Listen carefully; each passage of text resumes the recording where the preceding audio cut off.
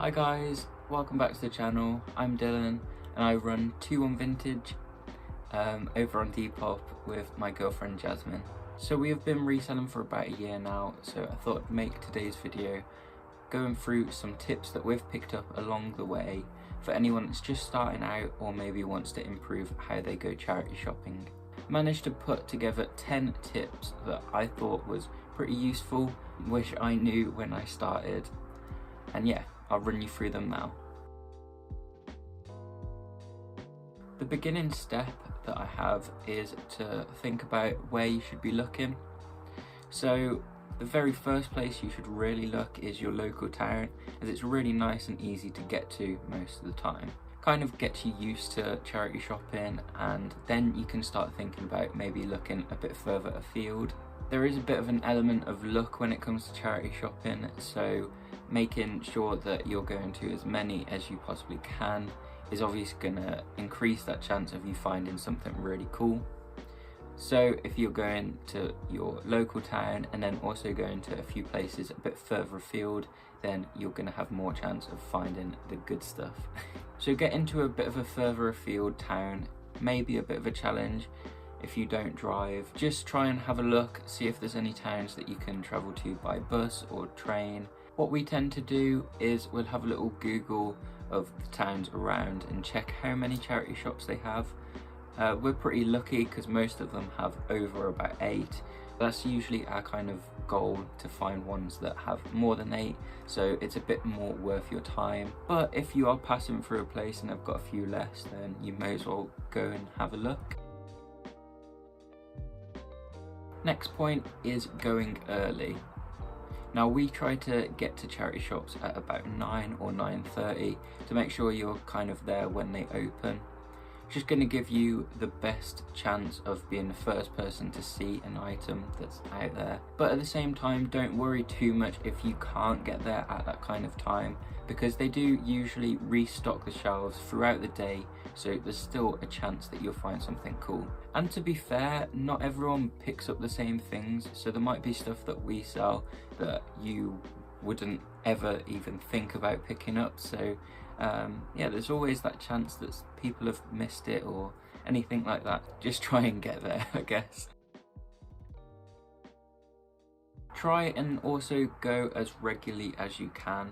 You just don't know when that crazy piece is going to be donated or put onto the shop floor, so going as regularly as you can will give you the best chance of getting it. We kind of aim to go to our local town about 2 times a week, or any time that we're passing through, we'll have a quick little look. And then also, like further afield towns, we try to do about 2 of those a week. There are about 6 that we tend to go to that are nearby, so we just kind of switch it up, give some of them a bit of time to kind of rejig their shop floor. So which is better, weekdays or weekends? So the first thing really is you're going to have quite a lot of competition if you're going on weekends. Everyone's off from their 9 to 5, and so pretty much everyone's going to be going into town and just enjoying their weekend. So simply because of that, the weekdays are going to be better. You're going to have less competition, and yeah, it'll be nice and quiet. Geez, when you think about it, reselling is pretty antisocial. My local town tend to try and get their stock ready for a weekend, so usually Thursdays and Fridays work best for me.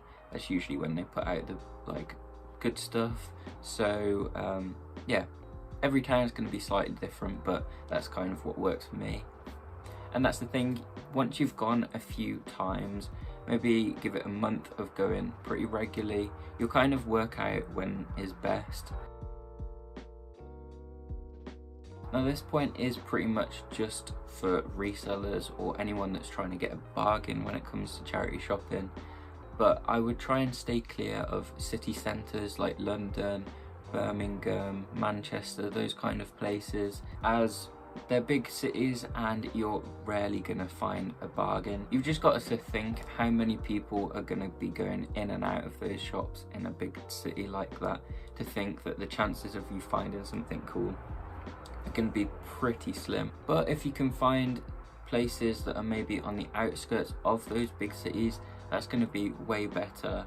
A misconception that we've heard is that wealthy areas are generally better because they'll have better stock, but we've actually kind of found the opposite. Independent shops are usually incredible. I think it does kind of come down to the fact that a lot of the bigger shops, especially Oxfam, it's probably the lowest rated one for me. They've got online shops and they usually overprice the stuff that is actually out on the shop floor. So that does mean that their best bits will usually end up online and not actually in the shop. I'm definitely not trying to knock their kind of business plan, because ultimately you want as much money going to the charity as possible and trying to make a bit of a difference. But it can be quite sad to see when they have huge backlogs and can't take donations, but they've got like a Ralph Lauren polo that's been sat on the shelves for about 3 months and it's got a big fat price tag of £20. It's just never gonna sell. We wouldn't even price it that high. But yeah, I'm waffling now. Yeah, just try and look for independents. They will usually price their stuff a lot lower because they're just trying to churn out what they've got. Now make sure you're checking everywhere in the charity shop. If you are like reselling or just after clothes, make sure you're looking in the men's and women's sections, as sometimes they can put stuff in the wrong place. And if you are reselling, make sure you have a look at every area in a charity shop, because you are limiting yourself if you only do one specific thing. Just get out of your comfort zone and just, yeah, you'll make more money then.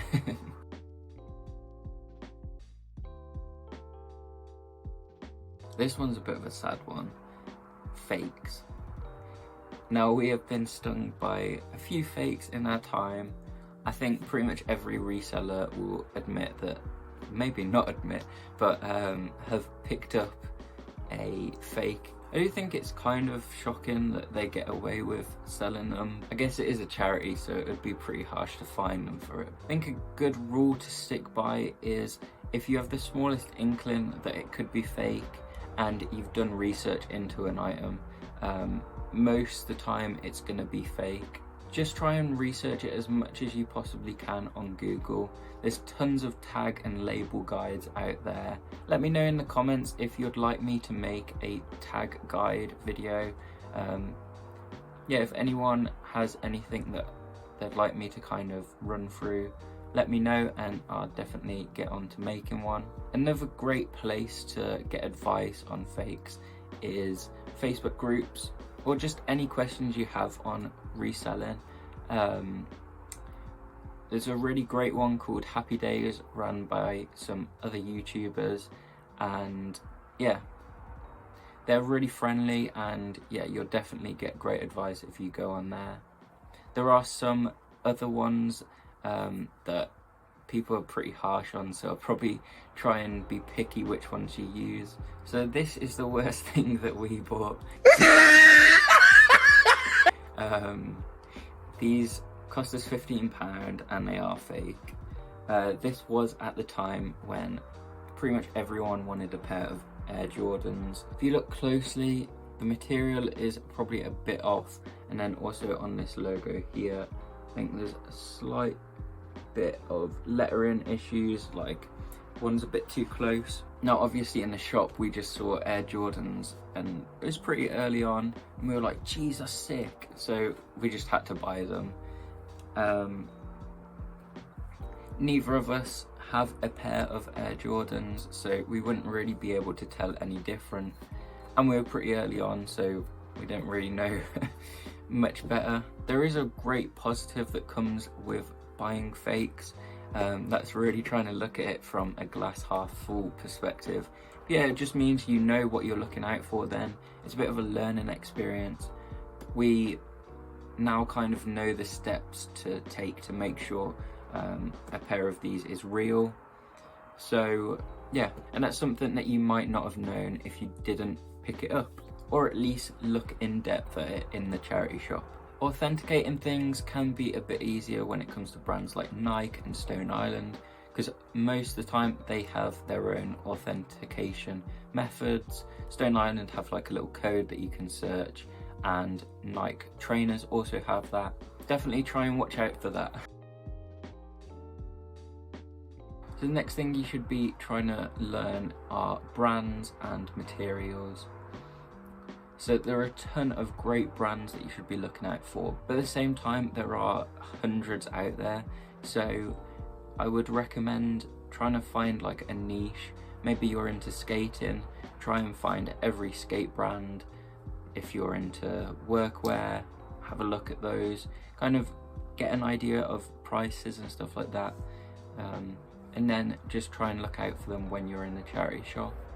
We like to try and get out of our comfort zone with this kind of stuff. Pretty much every time we go, we try and pick up something that's a little bit different, maybe we haven't sold before, just to kind of see whether it's a good seller or a bad seller, and then we know in the future if we see something like it, we should pick it up or we should probably leave it. And the great thing about that is in charity shops, most of the things you're looking at are going to be less than a £5, so it's not really breaking the bank if it doesn't sell. Now materials are massive, especially when it comes to like fakes and stuff like that. Once you've been doing it for a while, you'll definitely be able to tell whether something's like good quality or bad quality. And yeah, just from the feel of it, you'll know whether it's worth picking up. We do have videos in the works on men's and women's when it comes to brands, so make sure you keep an eye out for that. Try and also check on social media on different charity shops pages, as often they will let you know on there whether they're having a sale or anything like that. So if you have a look at that, you know how to kind of schedule your charity shop trips. And finally, try and have fun with it. It's a big reason why we love reselling, because sourcing days are always the best. We always try and make a day out of it. We'll go shopping, obviously, have something nice for lunch, and then just try and enjoy the place that we're at. It's really nice because you kind of get to explore different towns, and yeah, it's really fun. I think that's everything, so I hope you did find that useful. Smash the like button if you did. Comment down below if there's anything that I did miss, any tips that you have from going around, or any questions that you have, leave them down below.